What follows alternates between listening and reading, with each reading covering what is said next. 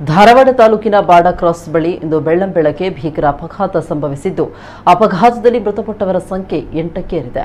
ಮದುವೆ ಸಂಭ್ರಮದಲ್ಲಿದ್ದ ಮನೆಯಲ್ಲಿ ಸೂತಕ ಆವರಿಸಿದ್ದು, ಮೃತರ ಕುಟುಂಬಸ್ಥರ ಗೋಳಾಟ ನೋಡಲಾಗ್ತಾ ಇಲ್ಲ. ಧಾರವಾಡ ತಾಲೂಕಿನ ನಿಗದಿ ಗ್ರಾಮದ ಯುವ ಮಂಜುನಾಥ ಮತ್ತು ಸವದತ್ತಿಯ ರೂಪಾ ಅವರ ಮದುವೆ ಇಂದು ನಿಗದಿಯಾಗಿತ್ತು.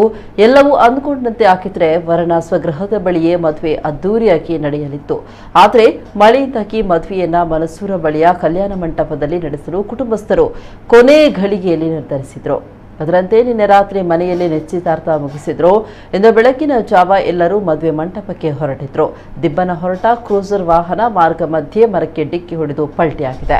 ಅಪಘಾತದ ಭೀಕರತೆಗೆ ವರನ ಸಂಬಂಧಿಕರಾದ ಮಹೇಶ್ವರಯ್ಯ, ಅನನ್ಯ, ಹರೀಶ, ಶಿಲ್ಪಾ, ನೀಲವ್ವ, ಮಧುಶ್ರೀ, ಶಂಭುಲಿಂಗಯ್ಯ ಅವರು ಸ್ಥಳದಲ್ಲೇ ಮೃತಪಟ್ಟಿದ್ದಾರೆ.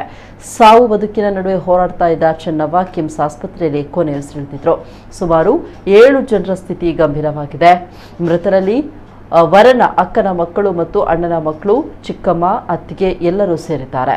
ಹುಬ್ಬಳ್ಳಿಯ ಕಿಮ್ಸ್ ಆಸ್ಪತ್ರೆಯ ಶವಾಗಾರದಲ್ಲಿ 4 ಮರಣೋತ್ತರ ಪರೀಕ್ಷೆ ನಡೆದಿದ್ದು, ಸ್ವಗ್ರಾಮಗಳಿಗೆ ರವಾನಿಸಲಾಗಿದೆ.